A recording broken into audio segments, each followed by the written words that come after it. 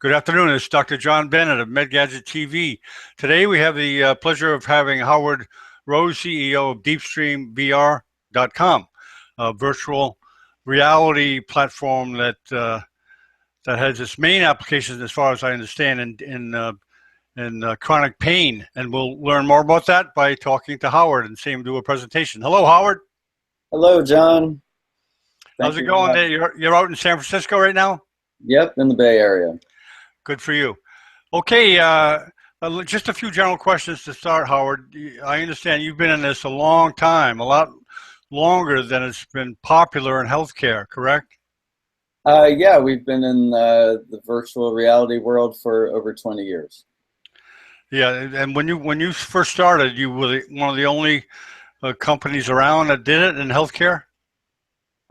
Yeah, we've been pioneering this space and learning how VR works for healthcare and doing applications for mental health and physical health and lifestyle change. What was the, did you initially do other things in virtual reality, or was it you went right to healthcare? Well, when I started, I got my start at the University of Washington as a graduate student in a VR lab called the Human Interface Technology Lab, or the HIT Lab. Founded by Tom Furness. And, back then, the equipment was extremely expensive. I did my research on $500,000 of equipment, and now my laptop that I'm using today can blow that thing out of the water. So Moore's Law has brought us to the point where we can actually do VR in a very economical way, and that's really exciting. So right now to do VR, you just need a headset and a program, correct, or an app? Right. Well, I mean, you're seeing a constellation of technology evolving. Of course, the Oculus Rift was sort of what opened the floodgates, but you've got the Vive, HTC Vive, which we are big fans of. And HTC has just announced today that they're going wireless. So you're seeing a lot of change in the technology and the capabilities, which is going to make it a lot easier for users to have a good experience.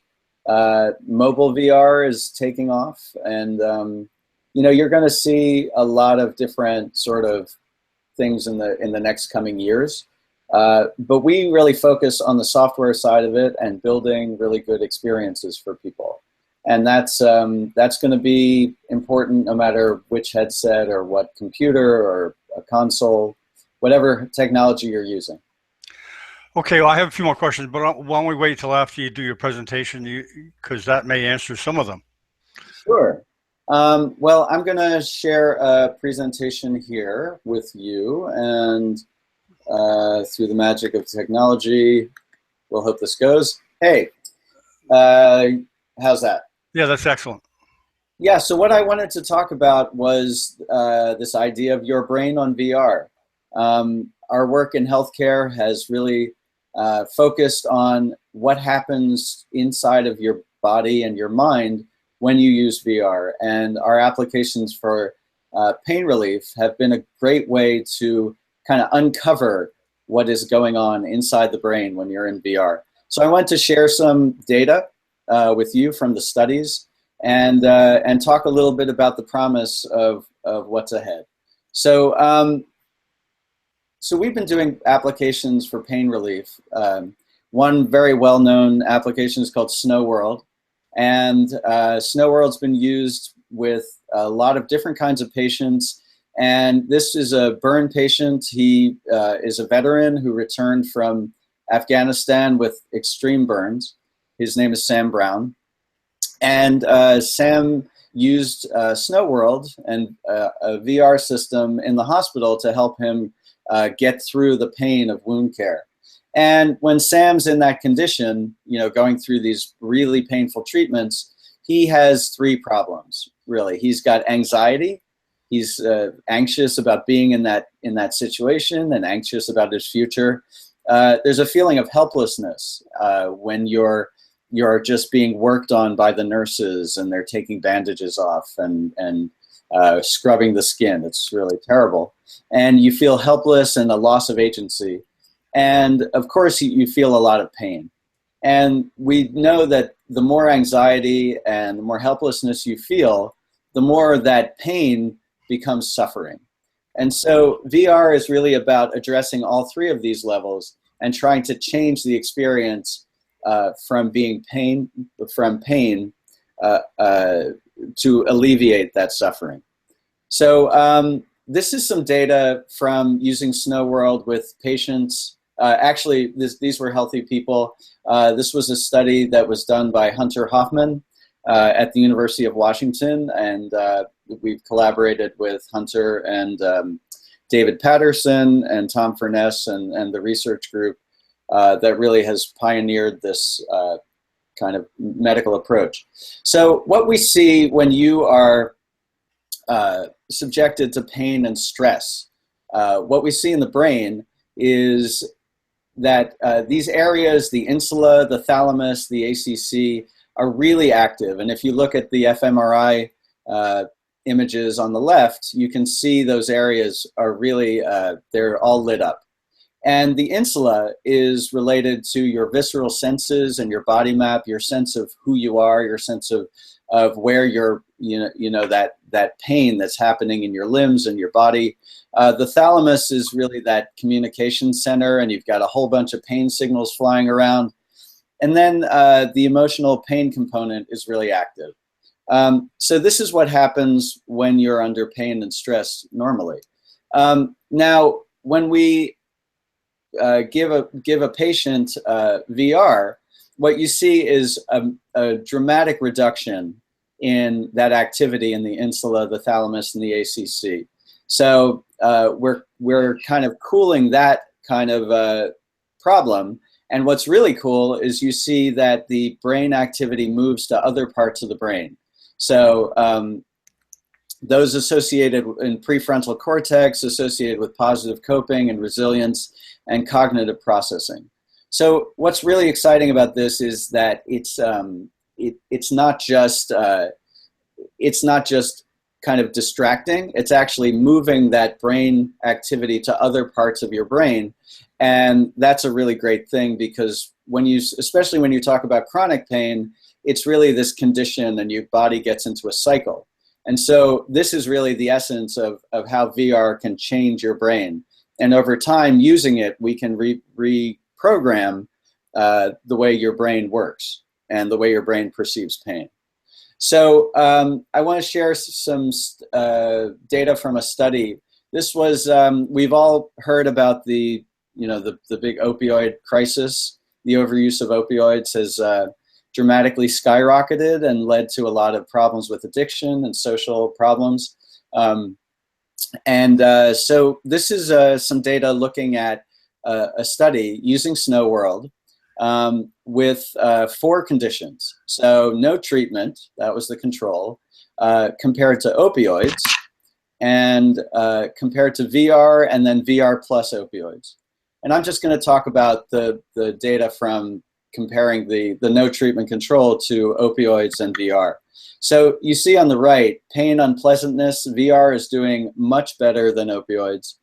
And time thinking about pain is dramatically reduced. So that relates to things like catastrophizing and worrying about the procedure and all of that. And my favorite is, of course, down at the bottom, the amount of fun is 1,000% better. And I think what's really interesting underlying this is if you look at the opioids are actually worse than the no treatment control. The no treatment control was more fun than the opioids. And I think this speaks to a problem with opioids, that they kind of suck the life out of the joy out of life. They dull you out. And VR is a great experience because we can turn it on and we can turn it off. You need it, you get it when you need it, and we can take it away, and there's no side effects such as what you experience with opioids. So at least in this case, we say that the VR worked better than the drugs, and that's really exciting. So I want to talk a little bit about chronic pain. This is a study that was done at a at a chronic pain clinic in Knoxville, Tennessee. Dr. Ted Jones is at the Pain Consultants of East Tennessee. And he did a study using our application. It's called Cool. And it's the next generation built from all that we've learned from our previous work in Snow World and some other applications. So Cool is being used in chronic pain clinics and hospitals. And if you look at this data, what we see is that, so Dr. Jones did a number of studies. One was a very short, a run of 5-minute sessions. And in a 5-minute session, we're seeing reductions of 60% of the pain during the session. And if you look at this, you see that post VR, after they take the helmet off, they've still got a 33% reduction in pain. And if you, in another study, he did a series of 3 20-minute treatments with VR, a 70% reduction, 69% reduction in pain during the treatments, and that halo effect, that lasting benefit after they took the helmet off of 53%. So those are really, really significant numbers.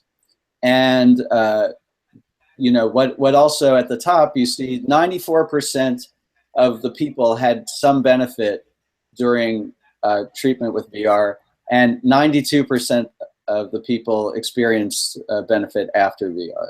So it's working for a lot of people of a lot of different ages with a lot of different conditions. And what's really important down at the bottom is that VR is doing more than just distraction. So when people talk about, distraction, you can watch television, you can do certain things, but a distraction effect stops when the distraction stops. So you wouldn't really expect people who are just distracted to be having a reduction in pain hours or sometimes days later. So those kind of effects are the things that you see with cognitive behavioral therapy, with biofeedback, with mindfulness techniques. Those are the things that you see a lasting benefit, and that really gets to the durability of what we can do with VR. So that's really exciting. So to give you sort of a framework to think about VR in healthcare, I like to think of it as immunotherapy for your brain. And immunotherapy is, we think about it in terms of, sort of the physical body, using the body's natural immune response to prevent or treat disease. What we're really doing is using the same approach, but we're using it on the brain. And, everybody has the capability to handle stress, to meditate, to relax, without introducing a molecule, without introducing a drug into your system. But it's really challenging in a lot of conditions, especially when you're in pain. And people need help. So VR is a way to directly address that. We can tap into that capability, and we can build on your immunity. We can help you inoculate yourself against stress and pain, and really change the way that people handle it. So I just want to, this is my last slide, but I wanted to talk about the kinds of things that we can do in VR. As I mentioned, we do a lot of work in pain, but we've also worked in other areas of health, including mental health, using VR simulations to help people with post-traumatic stress, or with phobias, using VR as a way to trigger and deal with phobias. So we can do a lot of things in VR, and this is kind of this slide shows sort of an approach to how to think about VR and how to develop new applications. So on the right, in the blue, we've got the different levels of virtual reality that we can deal with. There's immersion. VR is immersive. You block out the rest of the world, and you get taken into that experience. It's interactive. and it's multisensory. It engages our minds, our vision, our hearing, our proprioceptive sense of motion, and all of that. And we can tap into this mental focus in a way that's very targeted. So the kinds of things I'm a designer. That's what I love to do, is design experiences. And when I design experiences, these are the things that I think about. So immersion really gets to this aspect of self-regulation. I can help people self-regulate or down-regulate. It takes you out of that stressful experience in a hospital, for example, and transports you to someplace else. And immersion is the foundation that enables us to do everything else. The interactive component really taps into this creativity, this active mind. You're not just sitting back and watching a movie. People ask me about movies and as a form of distraction. What I tell them is, you can watch a movie, but you can't make any choices about a movie. You can't play a movie better. You can't play a movie harder. You can't decide what to do or where to go or regulate the intensity. It's just a passive experience. And so the interactive component of VR really taps into your creativity and your active mind. The multisensory level really gets at this body map that we saw in the fMRI data and sensory learning. There's a lot that we can do there. And mental strategies and resilience, also in that fMRI data, we saw some real potential there. So that's my slide presentation. Thank you very much. And I hope you got some new views on what happens when your brain is on VR. Thank you, Howard. You can get off that screen share just by clicking on that green arrow. I just have a couple of questions I'd like to ask you. Now, its main application right now for DeepStream VR is chronic pain, correct?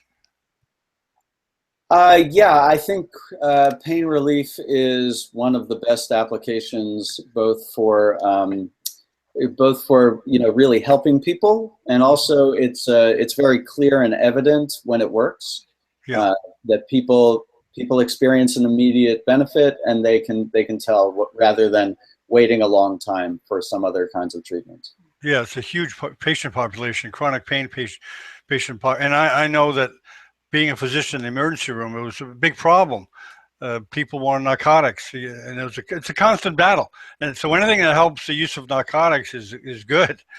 Could you describe? It's an interactive video you're watching in the VR. What kind of video is it? What do you see? Well, so it's virtual worlds are it's a 3D model. Okay. So it's not it's not a video in the sense that you're watching a movie, and you can move around in that space. And VR works because when the field of view gets wider and wider and wider, suddenly it stops being something you're looking at, and it becomes a place that you go. And that's that element of immersion and presence. So the experience in Cool, for example, you're moving through a landscape, you're following a river.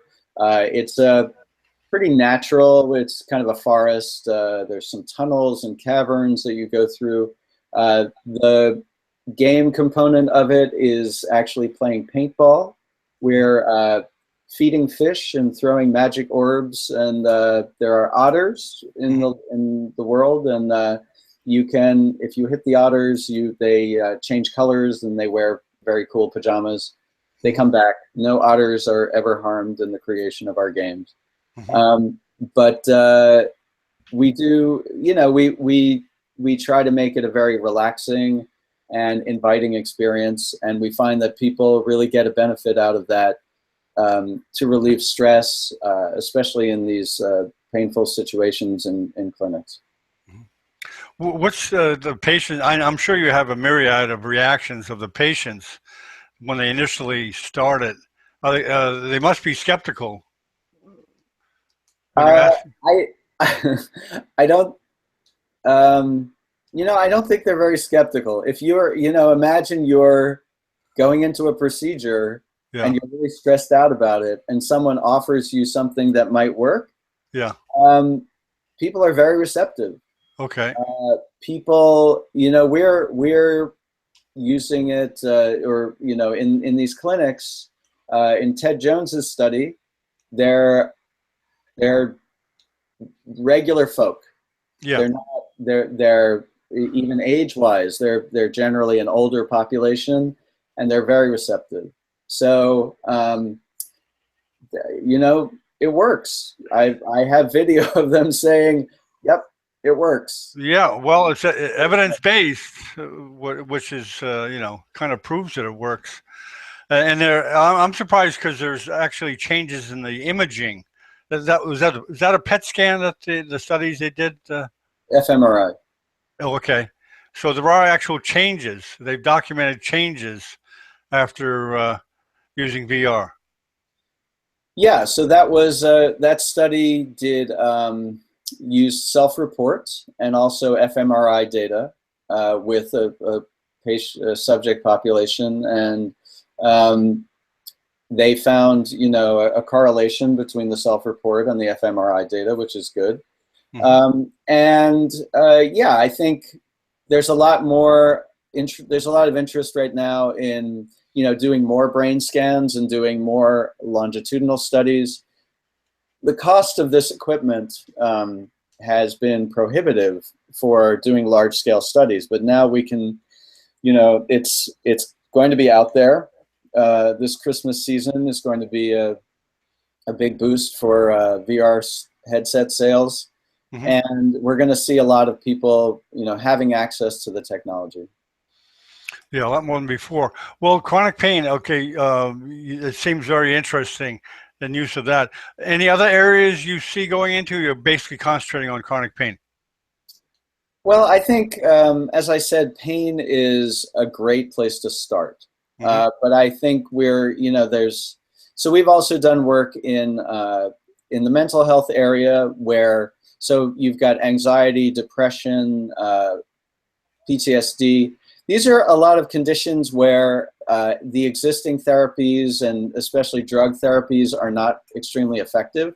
Hmm. So VR is a great way to develop new interventions, new ways to help people in that realm.